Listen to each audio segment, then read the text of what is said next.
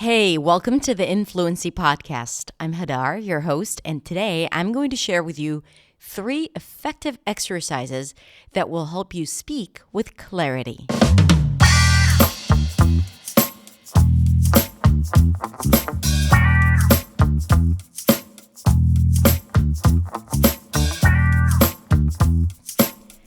Hey, welcome back. So what I have for you today is a few exercises that will help you improve your diction and clarity. Now, these exercises are great even when it comes to your native language, because at the end of the day, speaking or producing sounds is basically the contact of 2 articulation organs. Articulation organs are the lips, the tongue, the jaw, the teeth, and especially when it comes to the tongue, we are talking about muscles. And if the muscle is not strong enough, the sound is not going to be clear. So whether it's in your native language or in English, we want the muscles that are required to produce certain sounds to be strong and the tongue to be fast and flexible and elastic. Now, when it comes to our native language, it's easier because we use these sounds all of the time. So those muscles or the parts of the tongue that are in charge of creating those sounds are strong.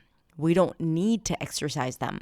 But when it comes to sounds of English, then that's when it becomes more challenging because there are parts of the tongue that are not that strong.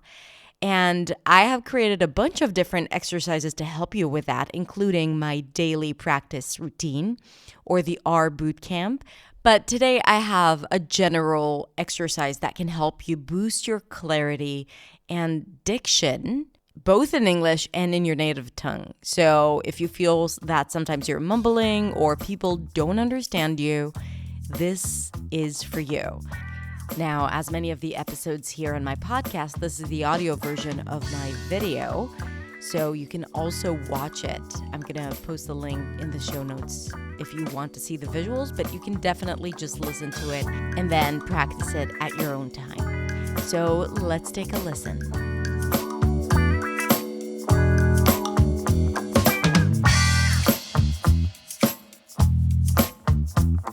Hey, it's Hadar. Today I'm going to share with you 3 exercises that are going to help you boost your pronunciation and clarity in English and help you improve your communication skills.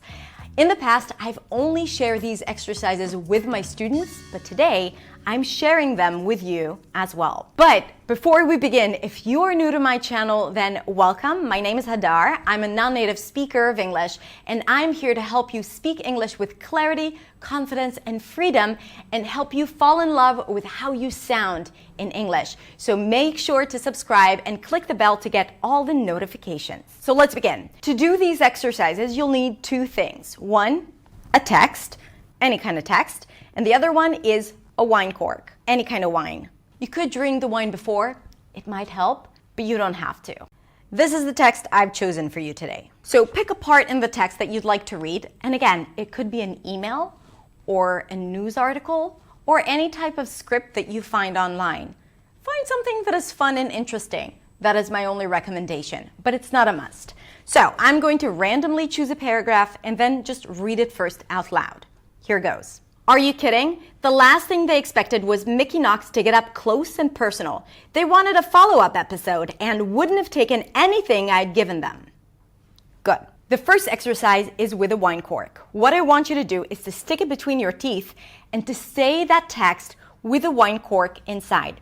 What it's going to do is it's going to force you to work harder to pronounce every single sound.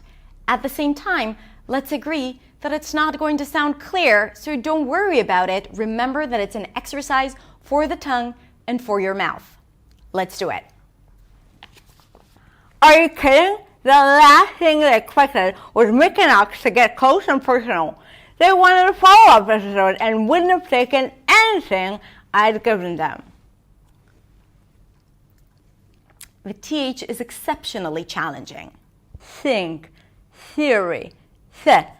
But what it does, it creates more awareness in your mouth. Your tongue needs to work harder to articulate all those consonants, and it creates more space in your mouth, something that would serve you better when it comes to pronouncing open vowels of English, like the as in cat, the as in father, or the O as in go. So when you do that, it creates a lot more space in your mouth and helps you sound clearer. And the best part, once you take the cork, it feels like it's easier to say all of those words. It's like running with weights. It's challenging, but possible. Once you take off the weights, it's a lot easier to run. That is the same idea. So what you want to do is say one sentence with a cork inside your mouth, and then you take it out and you say it again. And try to enunciate every single sound.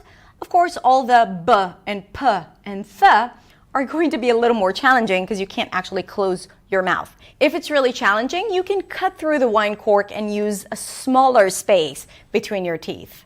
That is also great. I mean, don't say no just because it's a little challenging at first. Find a way to make it happen for you. That was the first exercise, which is the cork exercise. The second exercise is to isolate the vowels from the text.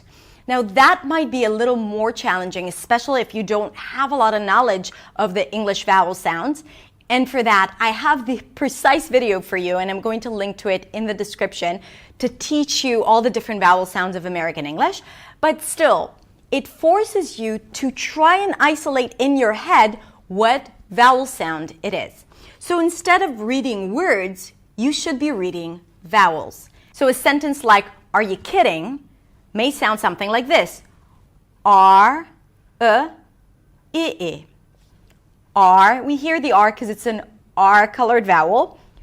Y becomes a. Kidding becomes I.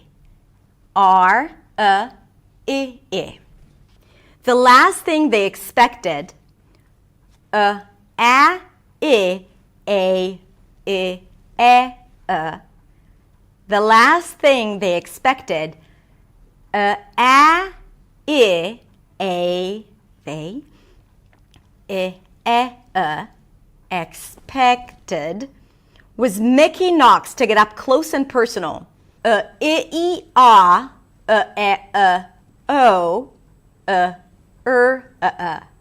Was Mickey Knox to get up close and personal. Was Mickey Knox, this is me telling you, you don't have to do that. To get up close, and personal. Interesting, right? Now, you don't have to do the whole text like that, but only doing it for one sentence is so incredibly empowering because it puts you in control of what's happening in the words and what you need to do to be able to pronounce those words clearly. So again, just one sentence is going to be great, and if you don't know what vowels you need to pronounce, you can use resources like dictionary.com or a simple Google search to help you understand what those vowels are. The last exercise is what I call the rookie narrator. In this exercise, you will read the text with exaggeration and pathos. The idea here is to give you a little more freedom in your words and your English and to explore your voice and expression in English. Are you kidding? The last thing they expected was Mickey Knox to get up close and personal. They wanted a follow-up episode and wouldn't have taken anything I had given them. I'm not going to tell Mickey Knox that. I'm going to make him think his gray matter depends on it. Now, this is one of the exercises. Another exercise is to underdo it. So just for you to feel the difference between being very expressive and under-expressive. So for example, are you kidding? The last thing they expected was Mickey Knox to get up close and personal. They wanted a follow-up episode and wouldn't have taken anything I'd given them. So you want to explore your abilities as a speaker, and to overdo it and underdo it is a good way, because ultimately what you really want is to find a place right there in the middle, and sometimes to be an overdoer and sometimes to be a chill underdoer. I just invented it.